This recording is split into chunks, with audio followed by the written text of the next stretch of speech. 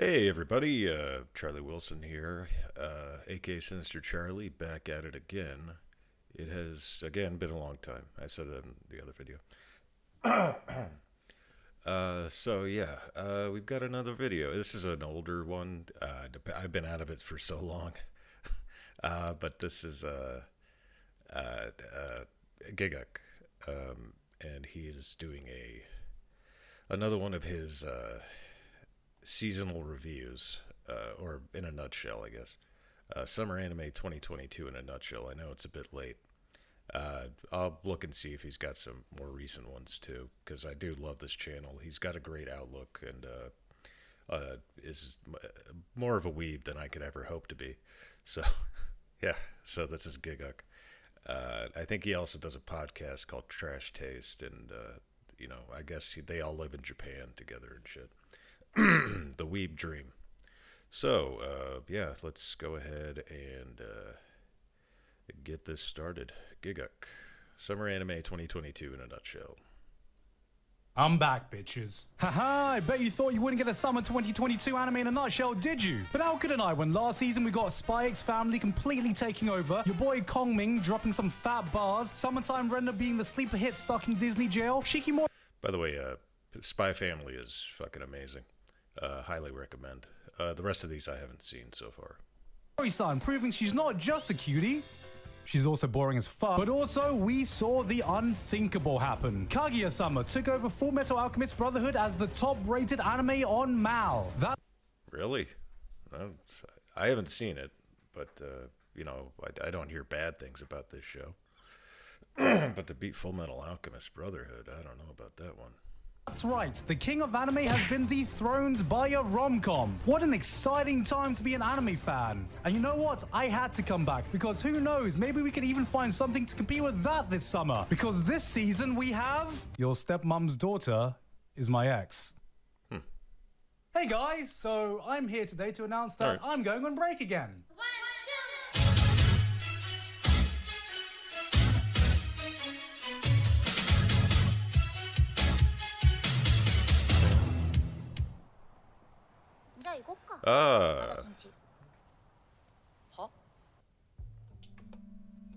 I forget what this one's called, but, I've been hearing good things about it. You live like this? Oh boy. Oh boy, oh boy, oh boy, oh boy, oh boy, oh boy, oh boy. Hold on, guys. This is a rare occasion, so just let me be that guy for a second. Oh yeah, so I read the manga for this already. Yafikashi no Uta, or Call of the Night, is a show you should have already been highly anticipating, because you're a true Gigguk fan and watch all the videos I put out. Right, guys? Yeah, Call of the Night. That's what it's called. I've heard good things. I've seen a couple clips. It doesn't look bad. It don't look too bad. Guys? Because I made a video about how much I enjoyed this manga, and after watching these episodes, I feel a new sensation of unrivaled pride watching an anime adaptation living up to a manga that you like. And with that comes this new sensation of overwhelming superiority that I knew about this manga before the anime. Oh no. I'm turning into Joey. The real beauty of this story is how it captures the sense of freedom and serenity of wandering the streets at night. At least it does in Japan. I don't know if you get the same experience at 3 AM doing a casual stroll through Brixton. And the anime absolutely nailed it. The color palette, the music, the atmosphere. If lo-fi was an anime, this would be it. The show is VIBES, lowercase double-spaced lettering vibes. Not to mention the soundtrack has been absolutely godly. Not just the atmospheric tracks, but pretty much every insert song, opening, and ending has been an absolute bop. This is setting the standard for the I did see the first opening for it. Pretty good. Can't lie. It slaps. Rest of the season. But before I talk about the rest of the shows, how about I talk about Genshin Impact for a bit? Oh, today's sponsor. Alright guys, let's be real. You know I've been deep in the Genshin hole, and I know a load of you waifus and husbandos are all mwah, chef's kiss. Usually I'd let the ad play, but I've heard way too much about Genshin Impact already. Can't do it. Resonating visions which can give you a new 4-star skin for official and 4-star character. Rip my Prima Gems and adventurous experiences. Alright, back to the summer season. Alright, give him his Lucifer money. and the Biscuit Hammer. Now this is one of those titles dedicated manga readers just won't shut the hell up about. This is a classic manga that's loved by many, so as you can imagine, expectations are high. It's got some big shoes to fill, and... it's there. It's a hell of a name. Shit. I haven't even read the manga and I can feel Lucifer the and the disappointment. Biscuit Watching Hammer. this feels like watching the animation equivalent of room temperature beer. It's not horrible, it's just flat. Like your mum. What I see is a highly beloved piece of work being adapted at a level that satisfies absolutely no one. And you know, guys, I might not have read this manga, but I get it. I too have seen my favorite doujins animated by Queen Bee. Anyway, now for something completely new. 異世界転生って知ってるか？ Never. From the author of The Strongest Sage with the Weakest Crest comes. I gained a second character class and became... This is why I can't stand Isekai. They can't help themselves. It's the same thing every time. It's like, god damn, man. Too much Isekai. the strongest sage in the world. They're the same picture. Alright, I'm just being facetious, but I don't know why this guy chose being the strongest sage to be his gimmick. Find me a guy who thinks this is a cool original hook, and I'll find you a guy who gets stupidly excited over the millionth Isekai. It's back! It's back! I never thought this day would actually come. We've done it, boys. Okay. We've memed another season into existence. But remember, the fight isn't over yet. I normally like to gloss over the sequels to give room for new shows, but I feel like the season is just so top-loaded with sequels. We waited 9 years for Devil is a Part-Timer, giving us back the original McDonald's Isekai. Classroom of the Elite is back after 5 years to save us from that. Did you say 9 years? It's like, god damn, man. Has it been that long? Hell of a cliffhanger they ended on. Tokyo Mew Mew is back after 20 years with Tokyo Mew Mew New. Sydney's really excited about this one because it's one of the shows that got her into anime, and I'm really excited because it sets up for one of the best sequel names of all time if we get an eventual sequel to it. Tokyo Mew Mew New New. Dainmachi has reached its 4th season, same with Overlord. You know, as much as the CG ruined some of the moments in season 3, I've still got high hopes for this new season. My anus is fully prepared for more child-torturing, Lovecraftian, horror-induced existential dread in Made in Abyss season 2. Shout out to my boy Kevin Penkin for doing some of his best work yet with the music. You know, I kind of want to watch this series, but I feel like it's going to depress the fuck out of me. So who knows, I might watch the first season. Because I gotta say, Fucking biblical, mate. but look, the amazing sequel train doesn't stop there as we have Rent-A-Girlfriend season 2.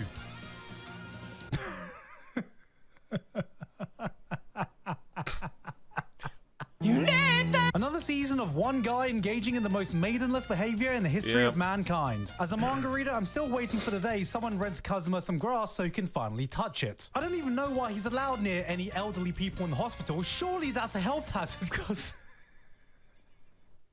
surely they'd be in danger of dying of cringe. If you want some of the best girls this season, you can just appreciate Yofukashi no Uta, instead of tuning in on this and watching Kazuma out there appreciating Yofukashi no bitches. If you told me in 2013 that one day I'd be watching a RWBY anime coming from Studio Shaft and Genrobuchi, I would have slapped the shit out of you to wake you up from your weeb fantasy. So I'll be the first to say, well, slap me silly and call me Chris, because dear lord, just look at this glow up.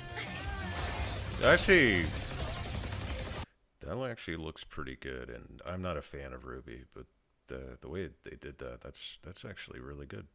The only thing that makes me sad is that I only wish Montayum was here to see the fruits of his efforts. Because even with cuts like this, there's just something about his choreography. The way his battles have a certain fluidity, actions that flow from one to the... Yeah, this stuff is why I can't watch RWBY. I can't get past this CGI bullshit. next to the next to the next. Like a tempo to a song, it was magical to watch and will never be matched even in a beautifully animated show like this. The man really was a genius. But honestly, who cares about the fight scenes? I know the real reason we got a full anime budget was to see some full 4K HD cookie-eating Sakuga action. This is the real glow-up we needed. Alright, the cookies. Let me see her eating the cookies. Oh my god, there it is. Here it comes. Here it comes. 信じられない本当に 1 out of 10, worst adaptation ever. What are you doing? I'm just sorting out some trouble on my Discord server. Oh, I can help mod that if you want. Wait, you mod Discord servers? Yeah, I mean, if you got a subreddit or stream on Twitch, I can help you mod that as well. You're a Discord mod, Reddit admin, and you mod Twitch chat too? Oh no. Hot damn, this is a great looking show. When A1 Pictures want to turn it on, they can really turn it on. Which is a shame because it feels like I'm watching a forgettable early 2010s anime. Yeah, I know it's a meme, but man, that's pretty funny. anime in 2022. You got a yandere with pink hair, a tsundere ex-girlfriend, people making out in 4K Sakuga, and a dreary, deadbeat version of Naofumi that every girl seems to be fawning over for some reason. I mean, what am I missing here? Is he a nice guy? Does he have a good personality? Is he rich and famous? Is he a not related by blood sibling? You remember that show, The Detective Is Already Dead, from last year that had amazing action scenes like this and everyone's been talking about since? Huh? Huh? No, you don't. Yeah, this is going to be one of those shows. Is what I would be saying if I didn't live stream my opinion about it, only to be told, promised that it gets better by episode 3. And after watching it, I gotta say, it was alright. It's shit. Big titty, ada succubus wearing the virgin killer sweater. That's the show. Wait a minute. Summoning a familiar to make a contract with them where you have to feed them mana via bodily fluids to have them stick around? This is just fate, except it's really horny. This is just fate, except it's got a big titty character with ada energy. This is just fate, except the viewers are just raging degenerate. This is just fate. We got a show about young magical girls hanging out at their dorms at a mage academy or something. I believe this one's... Yeah, they I don't know. Other than Call of the Night and maybe Made in the Abyss, there aren't any real things I'd want to watch anyway on this. Called Tiny Witch Academia. There's also Reverse Takagi-san for all of you who are looking for a cute rom-com this season. Yakuza's Guide to Babysitting. Now, this is a cute one. Another show to add to the daughter simulator genre of anime. But unfortunately, we now live in a post-Anya world, who has just completely broken the daughter meta. Look, this girl's adorable and all, but where's the meme faces? Where's the waku waku? Where is the elegance? Honestly, when your daughter game is this strong, I don't know how anyone else is meant to compete. メガネがないときはこうするといいよ。ほらこう。もっと針の穴みたいに。あ、すごい。 What?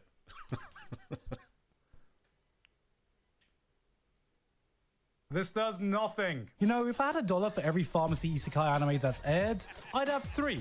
Which isn't a lot, but it's weird that it's happened 3 times in 1 year now. Out of all the pharmacy isekai though, this one definitely grabbed me the most. You have an esteemed medical researcher being isekai'd into a world where the understanding of medicine is primitive at best, while also being given the power to diagnose any illness with just a look and the ability to create any substance as long as he knows the chemical compound of it. Wanna cook crystal meth? Having all the tools he needs to completely revolutionize the world's medical system. Honestly, this was pretty interesting, and the most disappointing thing about it is that we have yet another death by overwork isekai, which is just depressing now, let's be real. Like, does anyone miss the simpler days of Truck-kun? Come on, man, you've been slacking recently. Oh, maybe I spoke too soon. Oh!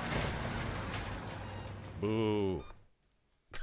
You fell off. So when I first saw the title Uncle from Another World, I was like, God damn. They really are just throwing words on the dartboard and adding another world to it. But it turns out this was one of the best parodies of isekai I've seen. Guy's uncle wakes up from a 17-year-long coma after a truck accident, and it turns out he was isekai this entire time, saving some far-off fantasy world. And the best part? He's managed to keep all his powers from that world. Yes, this is a post-isekai story, but now back in the real world, needing to reacclimate to society. What does he decide to do with these powers? YouTuber です。 Are you YouTuber? The show has more than its premise though. Beyond its gimmick, its characters are genuinely funny and keeps the show from becoming stale beyond its meta hook. Basically, it asks, what would happen if the person that got isekai'd was a fucking idiot? I think it speaks volumes though, that even in a parody that's making fun of all the overused tropes and one-dimensional characters in isekai, I still unironically fell for the fucking tsundere. 私が姉よ。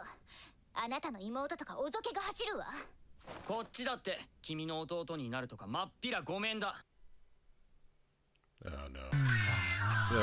Oh boy, your stepmom's daughter is my ex. I appreciate that I tried to find a more tasteful way to say I used to date my stepsister, but you can say shit like, I kind of fancy my first cousin, first removed dad's stepsister's daughter, but at the end of the day, you still just said you want to fuck your sister, mate. If I'm being real, I was actually expecting a bit more spice with a title like this, but this is way more wholesome than I thought it was going to be. Like, they got some proper sibling bickering.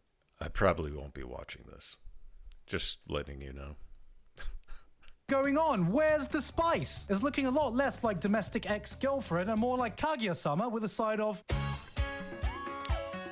oh, love me, sister, hey, sister. This ain't a full-on dumpster dive just yet, it's just a casual rummage through the dustbin.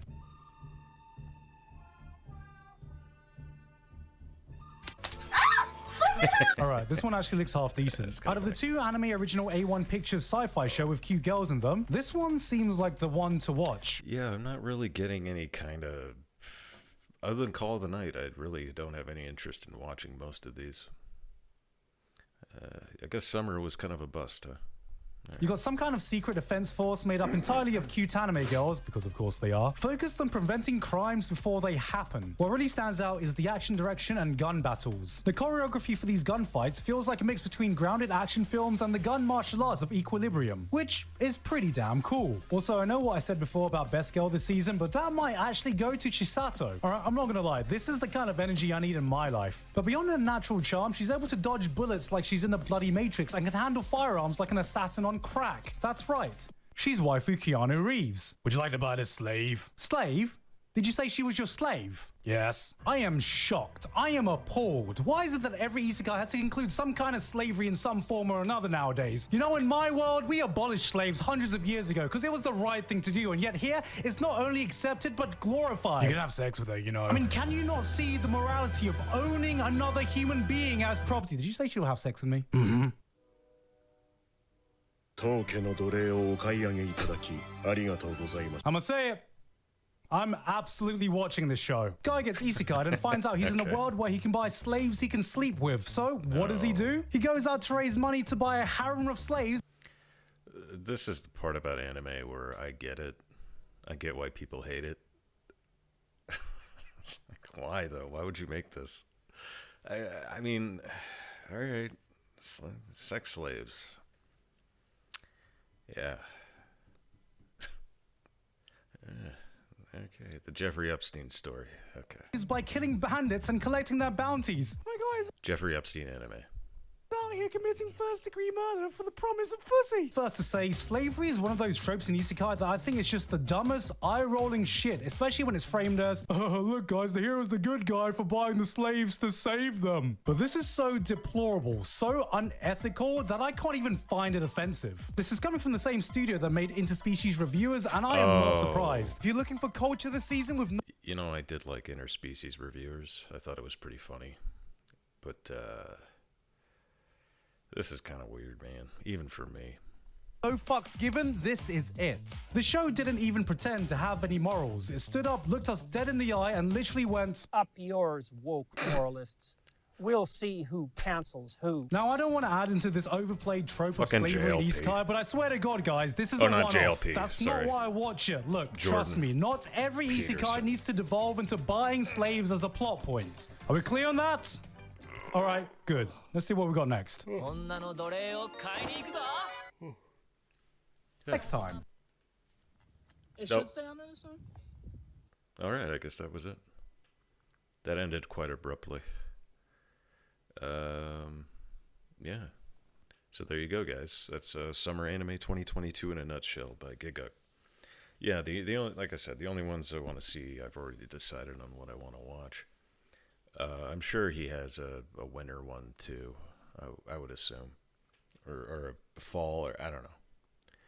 But yeah, that's pretty much it.